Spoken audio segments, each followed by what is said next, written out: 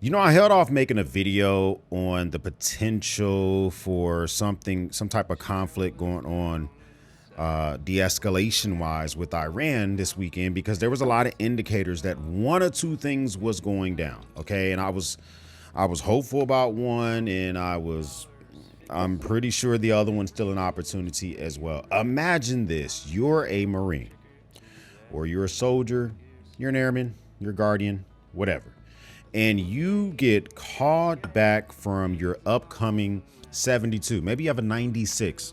That's terminology we use in the Marine Corps. I don't know if I think other services use it as well, for how many hours off of work you're about to get. So Memorial Day is tomorrow. You pay tribute to those that have paid the ultimate sacrifice for this country. And a lot of times when I was in the Marines, we got a 96. So they would give us Friday off and they would give us Monday off. A lot of troops didn't get a 96, or they were recalled from a 96 this weekend, or 72, whatever the hell they had. That was an indicator that something could be going down. Okay. So then I see the possibility that we could be invading Cuba in some type of Venezuela style, take the leader out. We're calling them a threat. All right. I thought that was a high possibility. The White House recalled itself. I say itself because they're the White House, right? They decide when they do and don't work. And we see troops not being going on 72s and 96s. I'm thinking, okay, it might be going down. But then another thing I'm seeing buzzing throughout the entire weekend is that there is a possibility that we come up with some type of deal with Iran. Now, I am getting a little bit exhausted talking about a quote unquote potential deal with Iran, because it feel like Axios, bless their little hearts, God bless them, they're always getting information about a pending deal with Iran. You just wait. It's just a few seconds away. Your guys are going to love it. It's going to be fantastic. And then it doesn't happen. Whether it's an extension to the ceasefire, we're now more than 85 days ish into this conflict, or a complete deal altogether. But this weekend looked the most promising. So I thought one or two things was going to be happening with all the movement we saw. Either number one, we were going to see some type of peace deal with Iran, which was kind of weird to me, because why all the troop buildup in the Caribbean? Why is the Iwo Jima off the coast of Venezuela and doing exercises in Venezuela, which is just a stone's throw away from Cuba, for a LHD type of vessel like the Iwo Jima is, which is a helicopter vessel. So I'm thinking to myself, I think Cuba could be going down, but maybe the Iran thing is. Then I see this message from the president this morning. It's Sunday. We're not even on the Monday mark. Yesterday, he was giving Iran until 8 p.m. tonight, 2000 tonight, to make a deal or get blown off the face of the earth. He says, and I'll just quote this: time is on our side. He does not our representatives to rush into a deal. Now, he says one of the worst deals our country ever made was the Iran nuclear deal, put forth by into existence by Barack Hussein Obama and the rank amateurs of the Obama administrations, et cetera, et cetera. Now, one thing I want to reiterate with this is the nuclear deal, the JPCOA or whatever it was called back in the day. That nuclear deal was coined, it was penned, it was inked without us having to go to war with Iran. Okay. And so the political aspect of this, and is all that stuff worth it? I'll let y'all argue with that. But as much money as this is costing us in treasure, and we've lost 13 Americans in this conflict, I really hope whatever the hell comes from this has to be better than that old nuclear deal, because that nuclear deal did not cause the Strait of Hormuz to be closed, which is costing me bread. Gas prices is higher and shit like that. And it didn't cost us to deplete all sorts of weapons of ours, which is a big concern of ours, because we need to have that stockpile ready. But most importantly, we did not lose any service members with that old deal.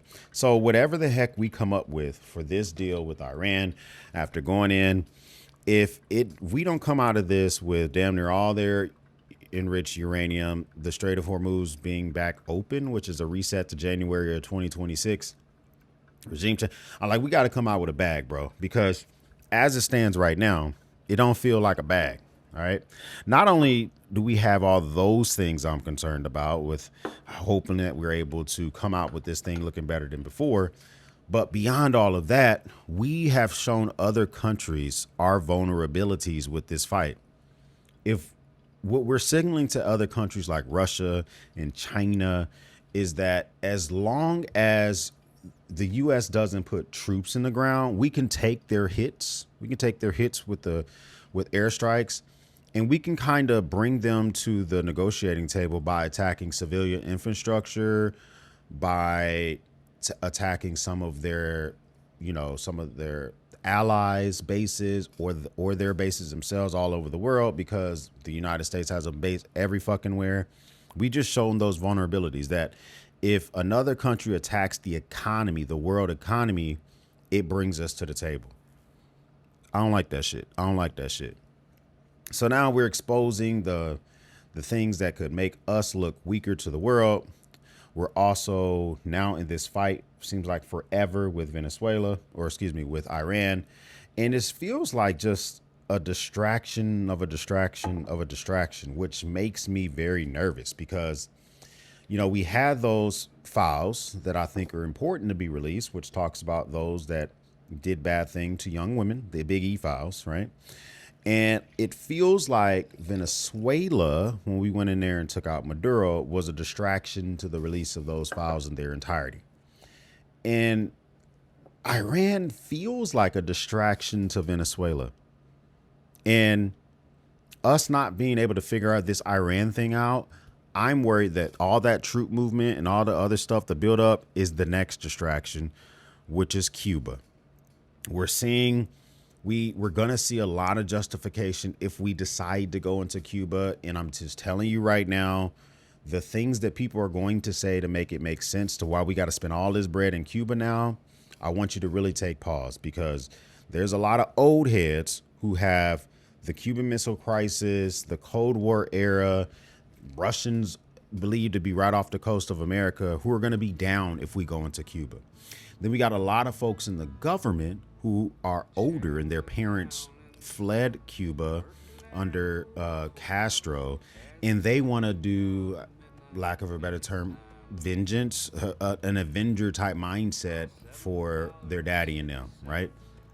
And we might go in here spending all sorts more money, having another adversary off the coast of our country. Actually, I say another. We don't have any like direct adversaries. I don't, Cuba's always kind of been that country that's kind of like, hey, let them do their dictator type thing, and we kind of just leave each other alone. Now that could escalate because we already got them under this economic like blockade where they're barely able to get power to their people, and then we're thinking about going in there and taking out their leader. The thing I would ask you is, how did that work out with Iraq, with Libya? How's it working out right now with Iran? Now the Strait of Hormuz is closed. It's costing me more bread. We're spending all this money, and we may get the same deal we had over a decade ago. How's that working out with Venezuela right now, which is kind of like quasi new leadership, quasi okay with it? Like I hear from my father-in-law all the time that there's not much things that have changed down there other than the fact that the oil might get going again, which is, I don't know if that's going to help us out. And now we got Cuba. And the thing that has me the most concerned about the way we moving in these streets right now is that it feels like we're kind of like the world's bully. You know what I'm talking about? Like we're talking about making the whole Western Hemisphere underneath our cape. The president's outright saying that Cuba's next. Back in the day, they was talking about Greenland can go ahead, get those hands.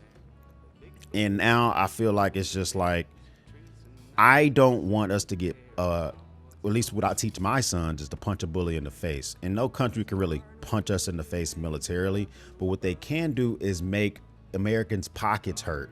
That's what these conflicts will do.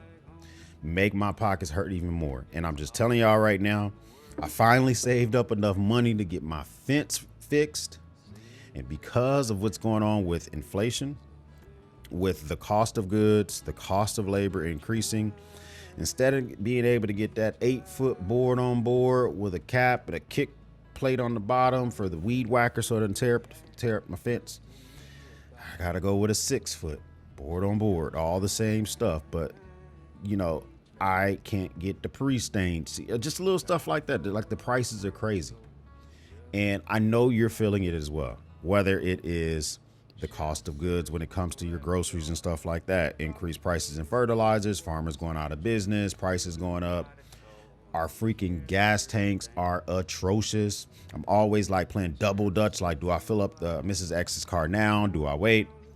And then we got stuff like this. If Cuba goes down, I'll do another video on that. I wanted to wait. I was going to wait to see the entire weekend shake out before I talked about this deal with Iran. But what the president said today, I feel like they think they had egg on their face with the deal that was being proposed, and they decided to extend it out. But what do I know?